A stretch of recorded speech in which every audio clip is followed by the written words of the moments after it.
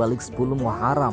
Tanggal 10 Muharram tahun ini bertepatan dengan hari Sabtu, tanggal 29 Agustus 2020.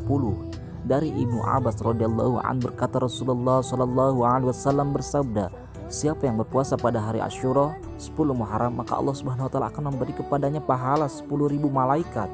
Dan siapa yang berpuasa pada hari Asyura 10 Muharram, maka akan diberi pahala 10.000 orang berhaji dan umroh, dan 10.000 pahala orang mati syahid.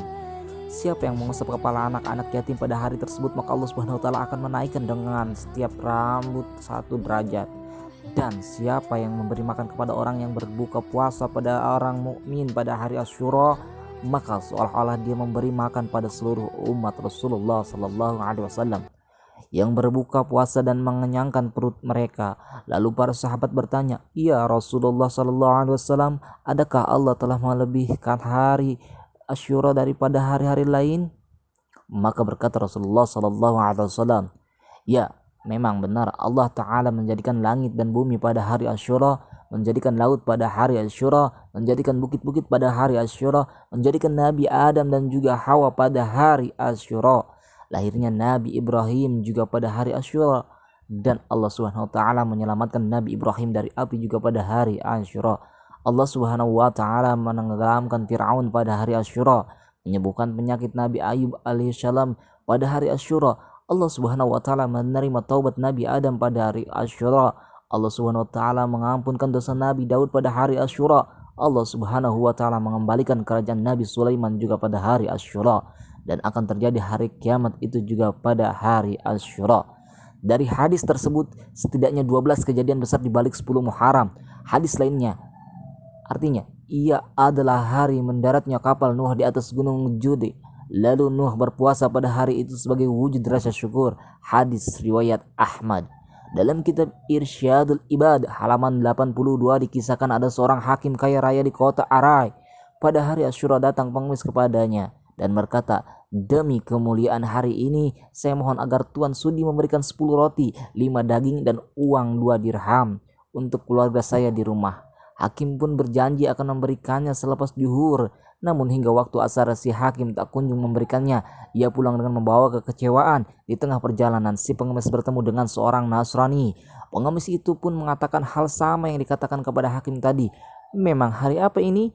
tanya si Nasrani. Lalu dijelaskan tentang keutamaan hari Asyura oleh si pengemis tadi. Mengetahui keagungan hari Asyura, si Nasrani memberikan lebih dari apa yang si pengemis minta. 10 kabizah gandum, 100 daging, dan 20 dirham. Malam harinya si hakim tadi bermimpi melihat 2 istana megah yang dibangun dari emas dan dari yakut. Ia lantas bertanya, "Istana siapakah ini?" Dijawab, "Jika engkau memberikan sedikit hartamu saja untuk si pengemis tadi, niscaya istana ini menjadi milikmu. Tetapi istana ini sekarang milik orang Nasrani." Ketika bangun, si hakim bergegas ke rumah Nasrani tersebut.